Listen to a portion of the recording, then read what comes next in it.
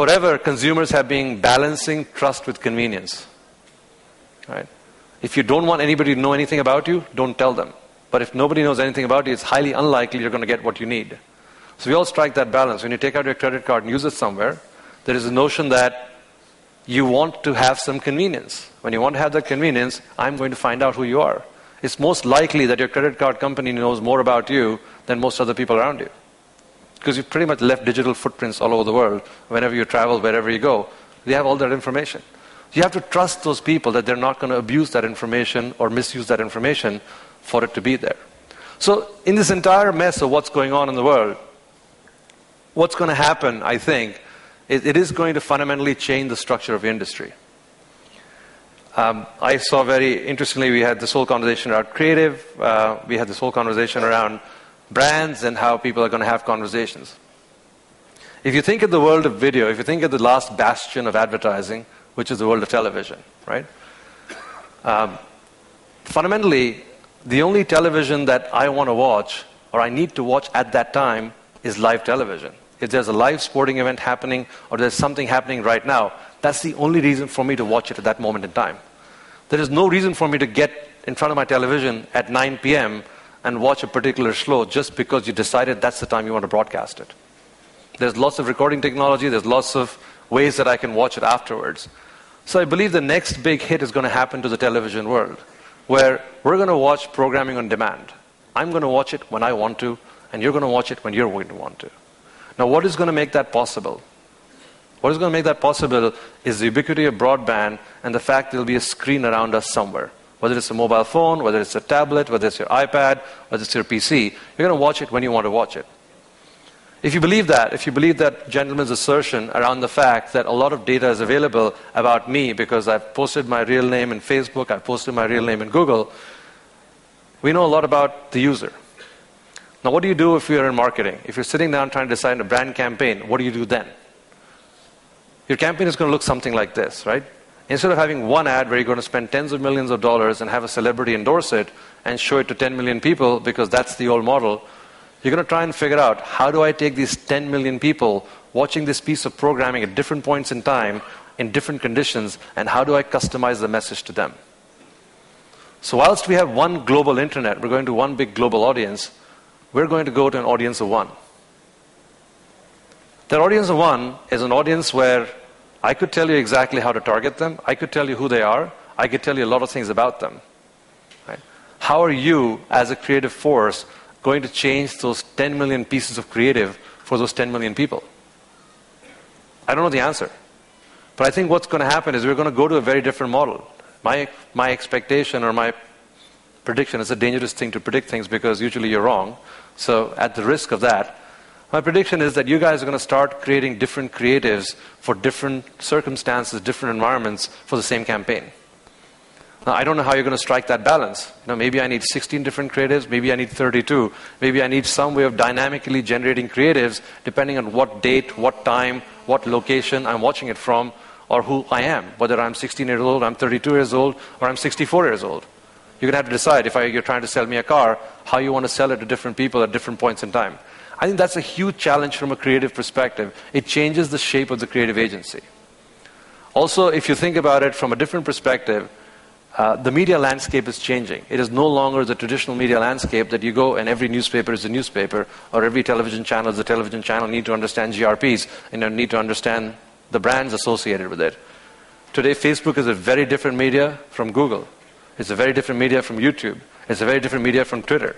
So in a way, you have to figure out, how do you converge the media and your creative practices to make this happen, to make that conversation happen. So I think it's going to be a very interesting and a very confusing world going forward. And in that creative, confusing world, I think we're going to reshape a lot of these conversations. But it's going to go back to the principles we heard earlier. It is going to go back to the principles of brands wanting to build brands, brands wanting to have conversations, creative efforts being deployed by very, very smart young people who are going to have to get together and understand, how do you create that conversation with that individual user? How do you find a way of creating mass market messages that look customized to individuals? Because that's what you guys are going to end up doing. So I think all those challenges are ahead in front of you, how you're going to do that. When I talk about that, although given that you are all very smart marketing professionals, I am going to posit a new theory. And the new theory is, we spent a lot of time talking about brands and brand awareness.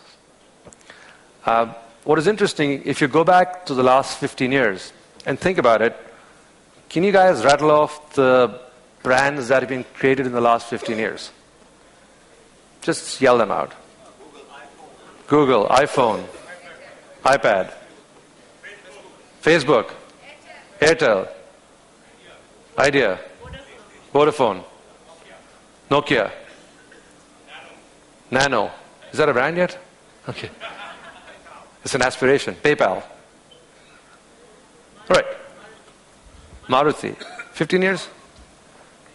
I used to have them when I was 23. Can't be 15 years. I know I'm only 38, yes. Flipkart. Okay, the reason I asked you to rattle them off is a lot of the brands that we've built in the last 15 to 20 years are technology-based brands. A lot of the brands, and what's happening is the brand building cycles are becoming shorter. Right? Google didn't exist 13 years ago. Facebook didn't exist 7 years ago. YouTube didn't exist 9 years ago. Twitter didn't exist 5 years ago.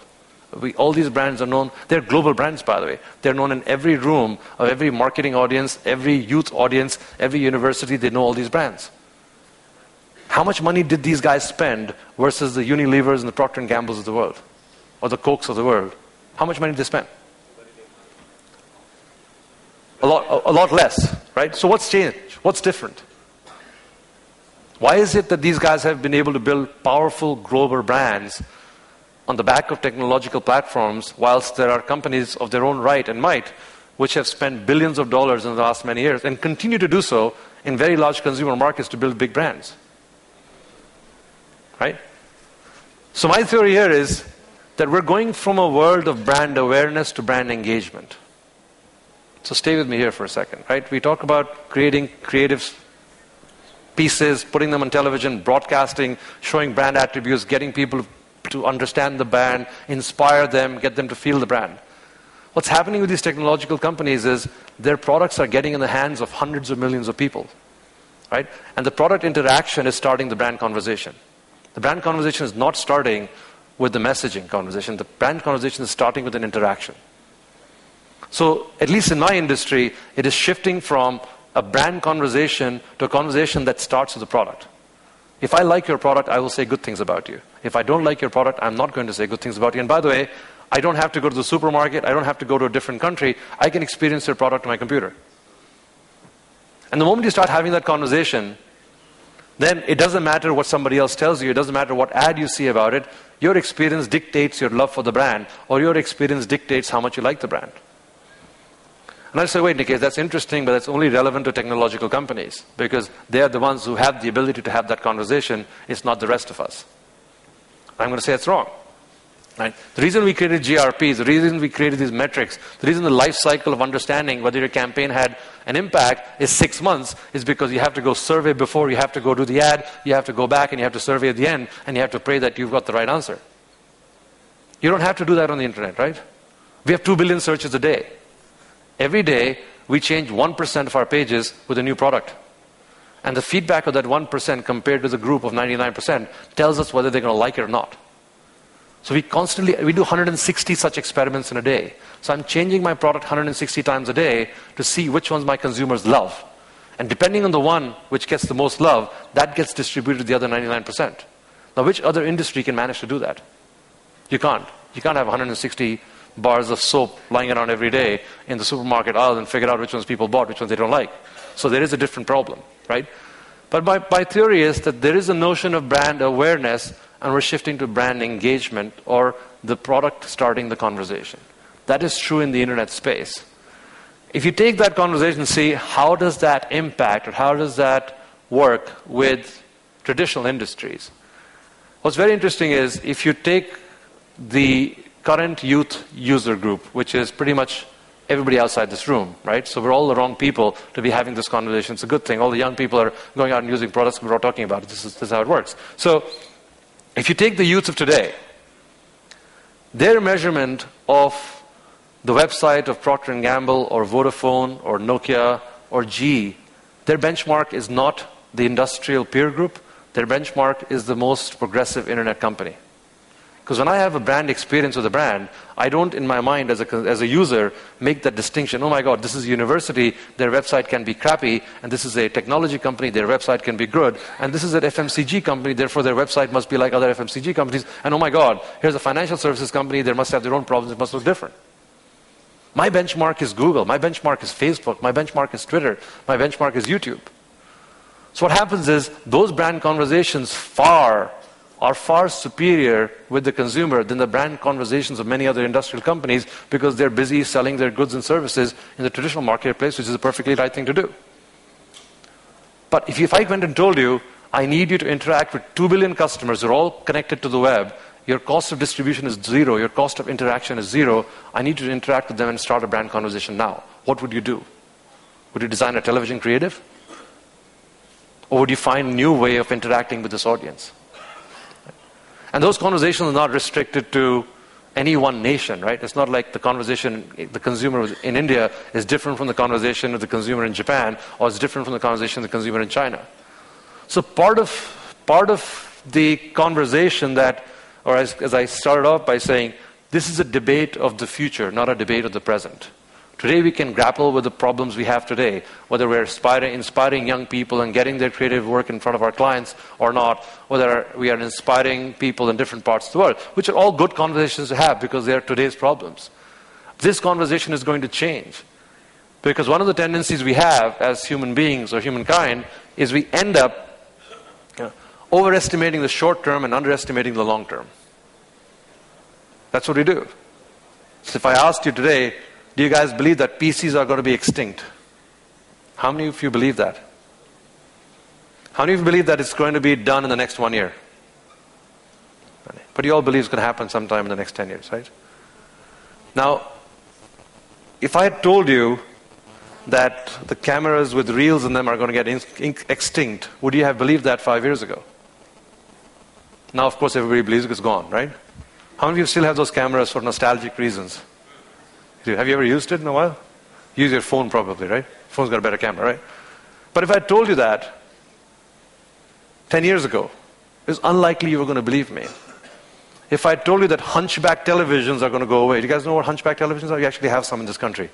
Do you know what hunchback televisions are? Yes. If I told you they were going to go away 5 years ago, what would you have believed? You may not have believed me. If I tell you that every internet is going to have a broadband connection in the back of it, are you going to believe it or not? Yes, you do. That means I can interact through my television on an individual basis with the brands and the web myself, yes? That means broadcast may get extinct, right? That means the only broadcast I might be doing might be a live sporting event or a live news event that's happening right now. Everything I will consume based on my own time. Do you believe that? If you all believe that, what are you doing in your industry to change things so that you're ready for that future?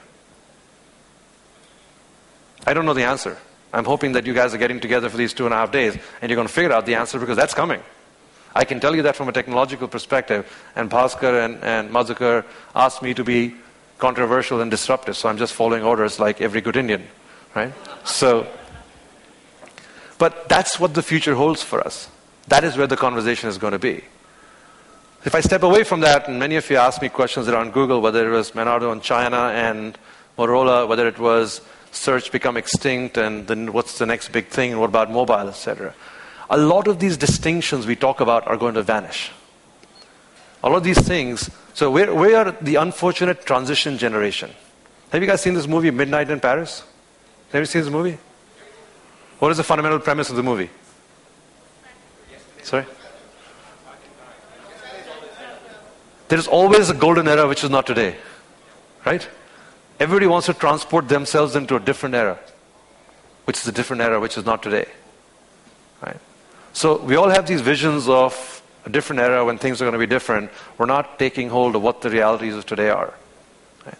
Now, I don't even know why I got distracted there, but I had a point there. I'll come back to me. But let me talk about Google, right? Since many of you asked the question. 13 years ago, yes, it was right.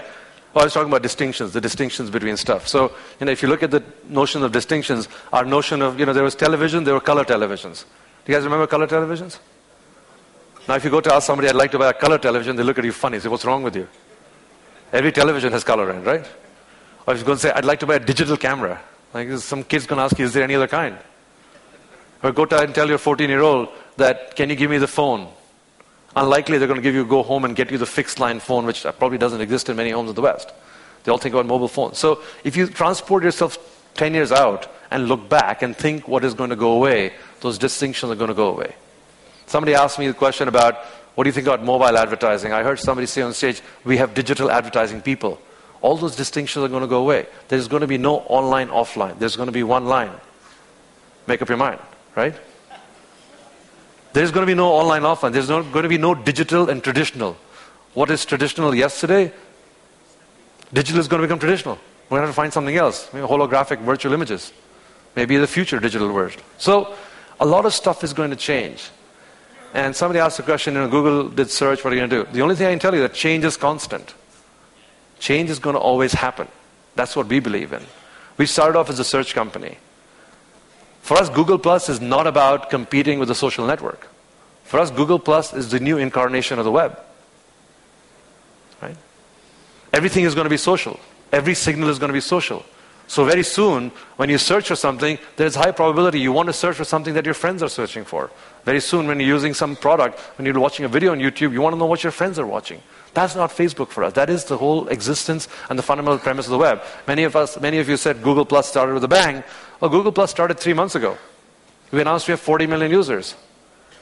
How many of your companies you work with go from 0 to 40 in 3 months? Of anything. There's an emphatic bang with some microphone right there because of that, right? Nothing goes from 0 to 40 in 3 months. So this is a long race. This is not a sprint. This is a marathon. It's going to take some time. But we believe the fundamental nature of the web is going to become social. That's what's going to happen with things like Google+. And it doesn't matter. It's not going to be one social network. We will represent ourselves in many different incarnations. Do you guys remember something called MySpace? Good. Remember Facebook? Oh. All right. That was a little bit of a Google plug, so I had to do that. Otherwise, I won't get my air ticket back home. So let's see. What else are we talking about Google? Right. If you believe that we're going from the information era to the social era, I think in the same note, the next conversation, as I said earlier, is going to be about high bandwidth content on the web, which is what you call television today. Right? Television is going to get reshaped, which means a lot of what you do is going to get reshaped in the next 5 to 10 years in the future, because you're going to be doing creative differently, you're going to be doing marketing differently, you're going to be having conversations with people in a very different way. Right? That's the next leg to fall. That's why we are so aggressive about our plans around YouTube, because we believe that people are going to watch what they want to watch when they want to watch it. There's 48 hours of YouTube videos uploaded every 2 minutes. 48 hours. Many of those videos have an audience of 1. Right? Now, the big challenge for that is, as large media agencies who've actually dealt with one client at a time, or large clients, and you have lots of creative people working with them, and you haven't needed technology, we believe the future, every industry is going to need an underpinning of technology. Right? How are you going to take and find out that I am watching a video and you want to show me a different ad from her or from him or from her? You're going to have to know about me, you're going to have to understand me, you're going to have to be able to present the ad at the time when I'm watching it and make it context sensitive. Do all of that, you need a lot of technology. So our next bet is on the need for advertising technology in your industry. That's why we have been spending a lot of time and effort in creating solutions for display advertising, because we believe the next leg to fall is the leg of television. Couple that with strong technology on the display side, couple that with information that is more and more available about the user on the web, you have a solution. So we have lots of plans in different areas. Another hope and aspiration we have is that, as I said, there will be no online, offline. We're all going to be living in the cloud. We will. And the funny part is, for the first time, we as users, individuals, live in the cloud before our companies are doing so. If you look at the entire history of technology, never before in the history of technology, actually, innovation was created for the consumer. It was always created for the enterprise. PCs, Windows, PowerPoint, Excel, Word. I mean, which kid wants to use PowerPoint when they grow up? Mom, I just did something cool on PowerPoint. Right? It was created for the enterprise. But for the first time, things like Facebook, things like Gmail, Hotmail, Yahoo Mail, this is all in the cloud. All my personal information is in the cloud. My company is still shy. Well, not mine, but many of your companies are shy about letting you live in the cloud. So we're all going to be living in the cloud. If you're all living in the cloud, the distinction between mobile, tablet, PC, television is all going to go away.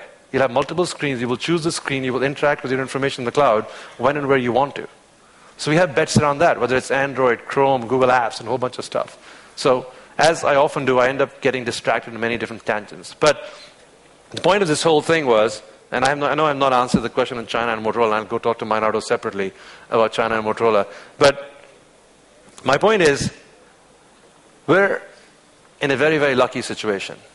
Lucky because there is so much cool stuff going on around the world. There's a big transition happening on the user side. People are getting more and more technologically savvy. There's a big transition happening in the way we interact with technology, how we deal with technology.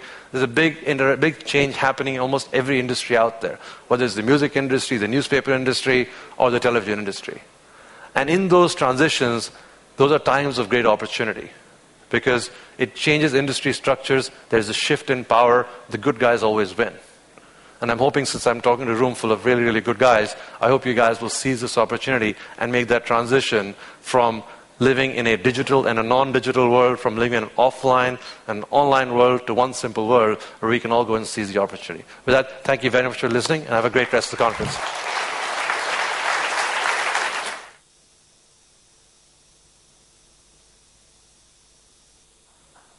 May I ask you to please stay back? You made my mind all dizzy with all that technology information. May I request Mr. Nikesh Arora, Executive Director, Draft FCB Group, India, and the President of the Advertising Association of India, to please come on stage and present the token of appreciation. Thank you.